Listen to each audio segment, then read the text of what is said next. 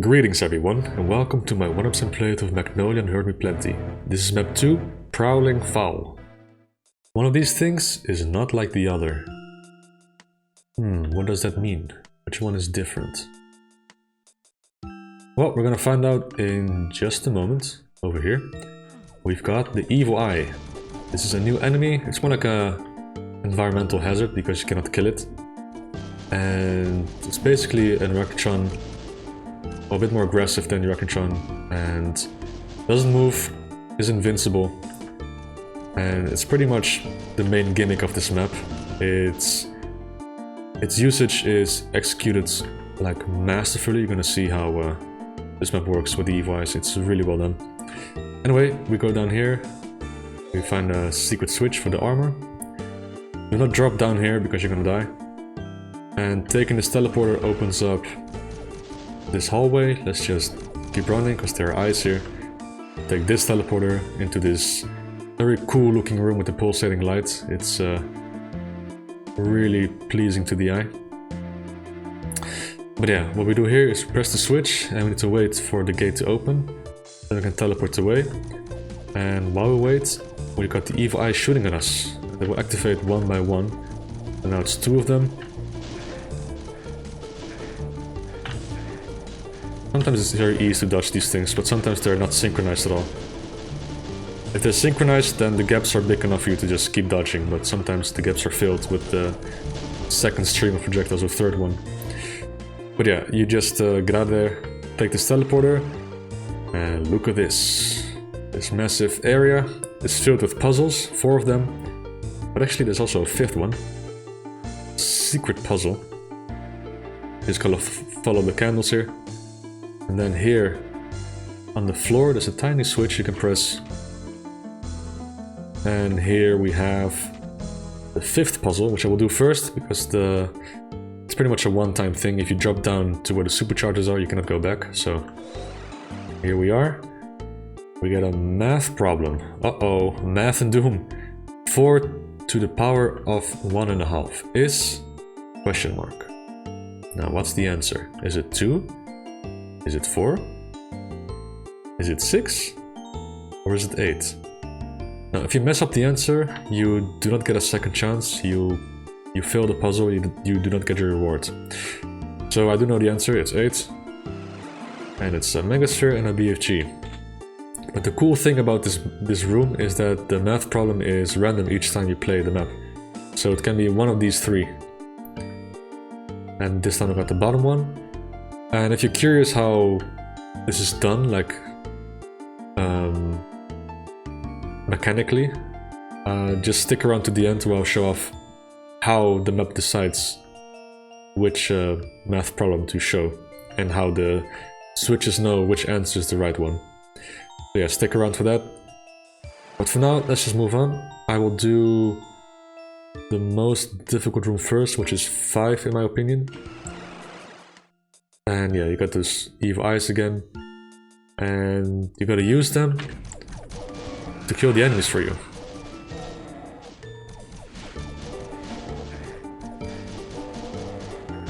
Just like that. And the enemies do not retaliate. They will ignore the Evil Eyes unless they get hit on their attacking frame. They will briefly retaliate and then they will target the player again.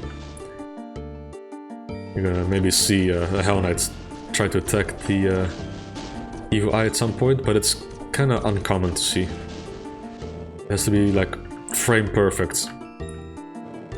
But with the Archer, you're gonna see them try to attack the Evil Eye, as the Archer has a very long attacking sequence. Also, those projectiles can sometimes hit enemies through the walls. You can hear the Archwall's getting hit, wakes up, then goes back to sleep because he cannot target the Evil Eye. It's very peculiar. But yeah, all you do is just run in circles, lure the Hell Knights into the stream of projectiles, and down they go. Now the Archfowl is an absolute pushover because the moment he gets hit, he will briefly retaliate and then will target you again. So because he's trying to zap the Evil Eye, or Evil Eyes, he's a sitting duck And yeah, he just stands still for way too long, catches a bunch of projectiles and then dies. Okay, now this next fight, I think is the most difficult fight in the entire map. Let me see. It's mostly the Revenants that are annoying, because they're fast and they can deal a lot of damage. I actually have the BFG ready for them, just in case. I will try not to use the BFG, because I think it cheapens the fight. But only, I'll use it for emergencies. Also the Barons hit the Revenants, that's actually pretty good. But yeah, I need to get rid of the Revenants as soon as I can. They are a pain in the ass.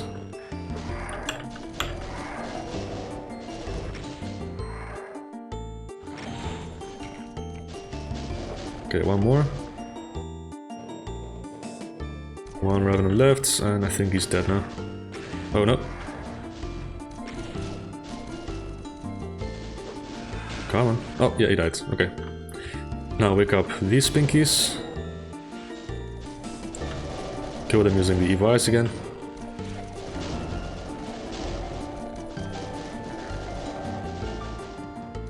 Okay, now the other pinkies. Actually, I also need to kill the Barons. I need to kill one Baron. And I forgot to mention in the previous video that Barons do not count towards the kill count in this WAD. Just like the Lost Souls. So that's why you didn't see me kill them in the first map. Because why bother? They have too much health and... oh. Do not count anyway. Come on, Imp, it's time to die. Okay, now we can get rid of the Baron. Actually, I don't think you have to get rid of the Barons to get past or to use the teleporter. I think you just slam into the Baron, you can also teleport. We take the risk? Yeah, why not? No, I couldn't teleport, but thankfully he didn't melee me. Let's just kill the Baron. Oh god, yeah, that's another risk you take. You have to time the Baron's death, or else you're gonna catch all the projectiles that pass through the dying Baron. Okay, let me see, I will grab some health. Let me see, there's like 2 supercharges and a mega armor. Oh no, regular armor and supercharge. Next fight, I will do fight or puzzle number 10. You can take a lot of damage in this one, especially if you're unlucky with the monster pathing. But here, a bunch of enemies will spawn here. Imps, Hell Knights, Pain Elementals and Revenants will spawn here and also across the damaging floor. All while the evil eyes are trying to shoot you. Or shoot at you. Oh yeah, see? Imp Fireball. One of the imps tried to retaliate on their attacking frame. So they targeted the evil eye. You don't see it often, but it's interesting to see. I've actually seen a Revenant try to retaliate against an evil eye once. With a homing missile.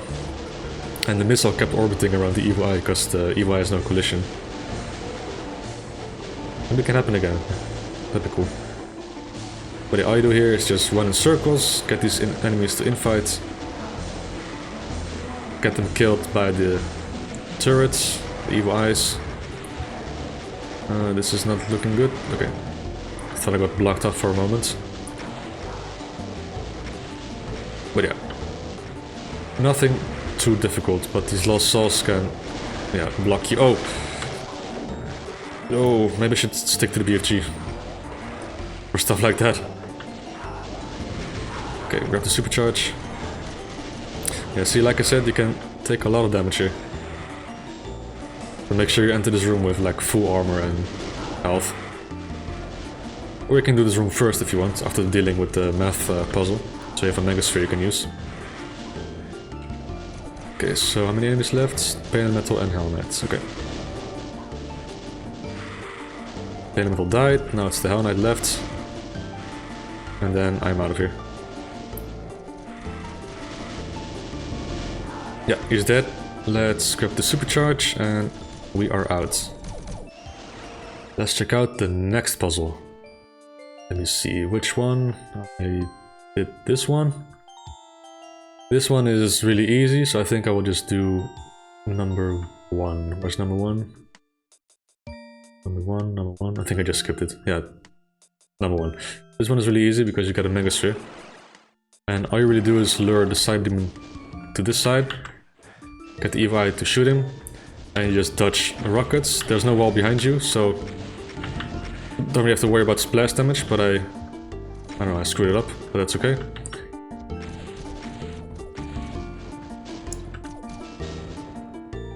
He's nearly dead anyway, so if I just stand here, the evil eye will kill the teal cyber. Come on. Oh, this evil eye is from far away trying to kill me. Yeah, that went awful. That was really bad. Okay, there we go. I do need to heal up. I don't think I have armor left, but I don't think I really need it. Final fight... Oh, there's armor here. Okay, never mind. Final fight. This is the easiest one. Number 2. I still have the BFG, but again, I don't think I will use it. We've got evil eyes behind us, and then we've got all these enemies.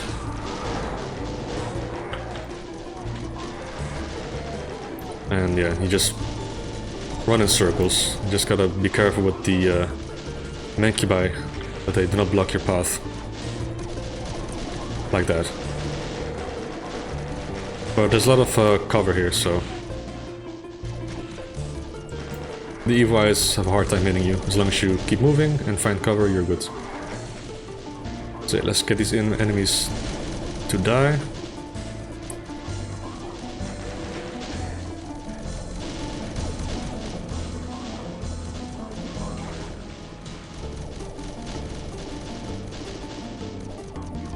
Killing the final Mancubi is a bit annoying. I'll just chain on them. I don't want to wait for the evil eyes. Alright, that's all the kills.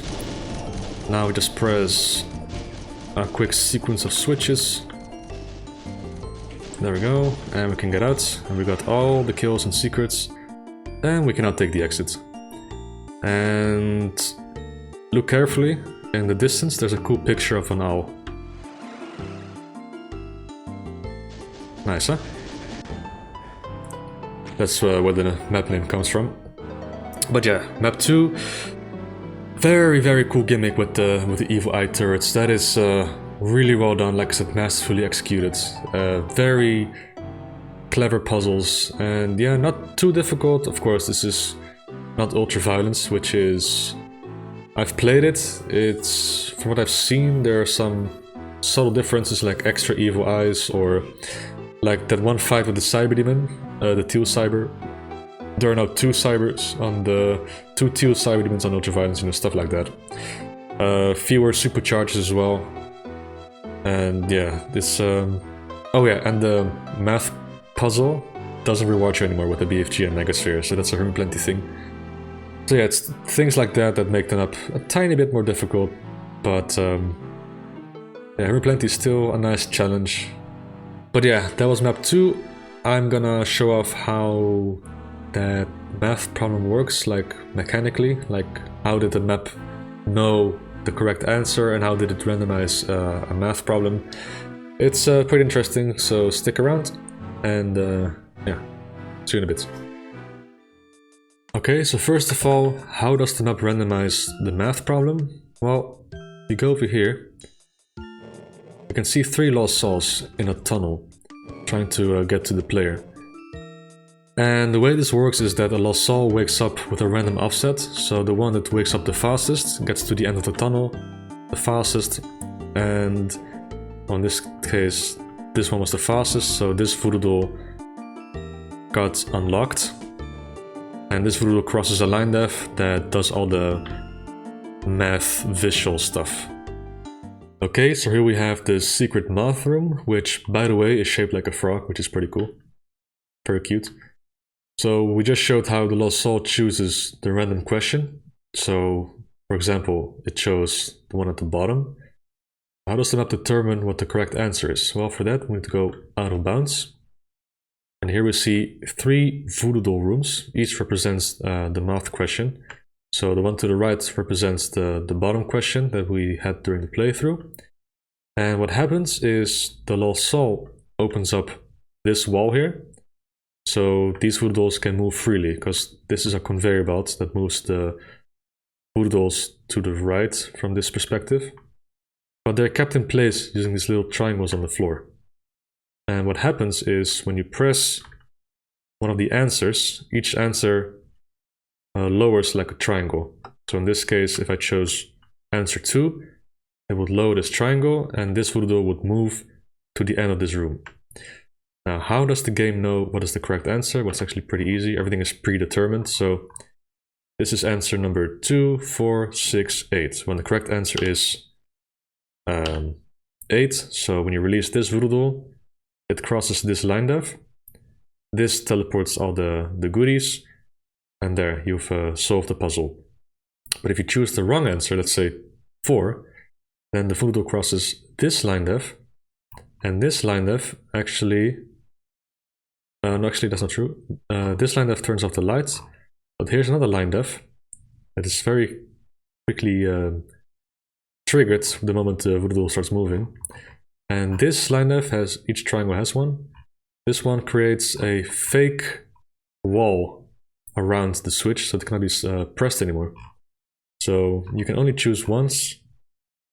You can only choose one answer, because after you press one of the switches, they cannot be pressed anymore because of the invisible wall that pops up.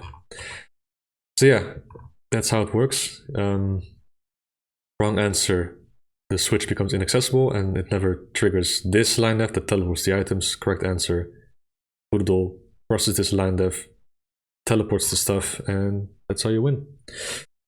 So yeah, very cool. Also, I want to take a quick look at this owl that is very amazingly well done. I think there are tools that allow you to import images, but it's still very cool looking. Like, I couldn't really properly show it off during the playthrough because the evil eyes were shooting at me. But yeah, amazing. Very, very creative. And let's take a look at the Lost Souls again, just quickly. Yeah, we've seen these. So, like I said, Lost Souls, or anything in Doom, like any actor, like anything that even like stuff like Megaspheres, they have a randomized tick when they are spawned. But yeah, Lost Souls don't wake up equally fast, or any other monster does. So every time you boot the map, of course, the randomness is going to be different, and then the Lost Soul that is fastest is also different. Okay, that's it.